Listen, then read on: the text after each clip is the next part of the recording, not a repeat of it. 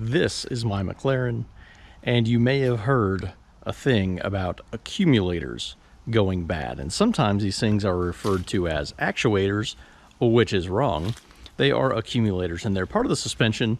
There are 4 of them in a MP412C. There's 2 behind the battery for the front, and then 1 at each rear wheel. On every other model, they are at the wheel. So you have 1 per wheel. Some say that is something to look for, something that has gone wrong on 570s, which is wrong because that's a sport series. They don't even have them, and this is why you don't get information from Facebook. The sport series are the only cars that do not have hydraulic suspension, and therefore do not have accumulators. All of the Ultimate Series cars, Super Series cars, starting from the 12C on up, do have the suspension, and I am going to show you how to tell if your accumulators are bad. You may have purchased the car not realizing that they were bad, so you don't know any different. Or maybe it's happened gradually over time and you suddenly realize, maybe this is a little bit rougher than it used to be. So I'm going to show you how to tell if you have any bad and show you what one looks like and kind of explain how they work. So this is an accumulator, and there is a diaphragm right about there, and this side of it is filled with nitrogen, and this side has got fluid from the system. This is where it plugs into the system. There is only 1 thread where any of that does anything. And basically what's happening is hydraulic fluid does not compress very well. So to give it a little bit of a cushion, you've got the nitrogen pad, so to speak, over on this end, so it compresses that nitrogen just a little bit.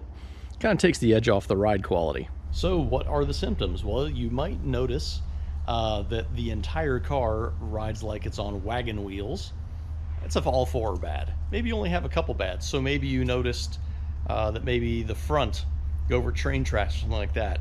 It's a little rougher than it used to be, or maybe not as smooth as you think it should be, because it should be a very smooth riding car.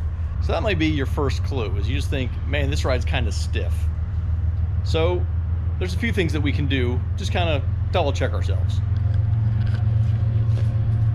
This is your power steering fluid reservoir, and it is the same fluid as used in the suspension. So you can look at this fluid level. Now mine has been topped off in the past, but it is just a little bit low still. Maybe you've had it to the top of that white ring, and now it's not. Maybe it's quite a bit lower. That's an indication that you have probably blown out at least 1 accumulator. Where that nitrogen would be, it is now not there. So to fill that volume, it puts in fluid. The more you lose, the more your level on your fluid is going to be down.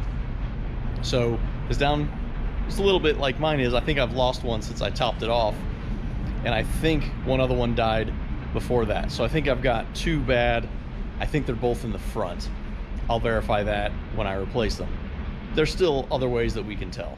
In every McLaren, you've got a handling setting and a powertrain setting, and the powertrain has nothing to do with what we're looking at here. The handling, however, does.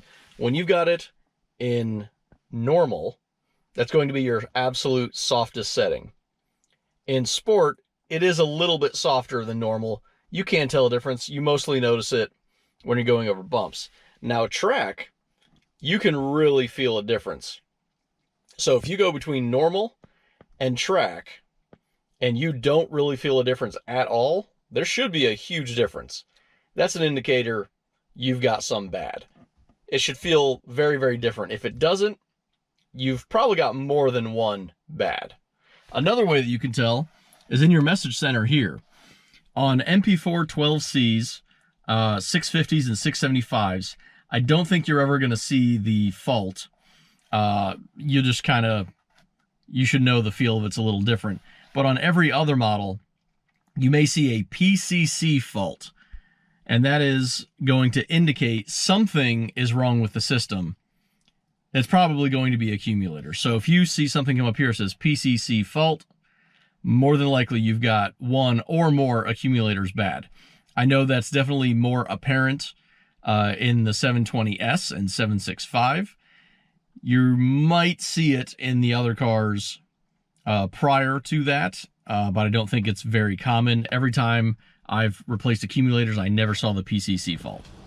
So, can you replace your accumulators yourself? Yes and no. You can do it, and the reason I'm not doing a video on it is because it's a little sketchy. If there's any pressure in the system, if any of those accumulators are still good, it can go kind of badly unless you know what you're getting into. So I will not tell anybody how to do that, just because of the liability there of somebody potentially getting really hurt. But you can tackle this yourself if you like. The truly correct way is to remove fluid from the system, go back, replace the accumulators, put fluid back in, do a full bleed. You can get away with not doing that, especially if you don't have MDS to do those kind of things. If you have found that you've got one or more accumulators bad, you don't like the ride quality, that kind of thing, you can always have somebody who has experience with this give it a test drive, check it out, see what their opinion is. Whenever you've got a car with 4 that are bad, I can get in one, ride in it for about 100 feet and tell you they're bad or they're good. It is that drastic of a thing. So you can also hire McMedics to replace your accumulators. They are a little bit cheaper on the 12C. They're a little bit higher just because of the cost of the parts on the 650 and newer. The 12C uses its own proprietary accumulator. All the other ones are different. If you found this video informative, make sure you give it a thumbs up. Check out the other maintenance videos on the channel, and I will see you in the next one.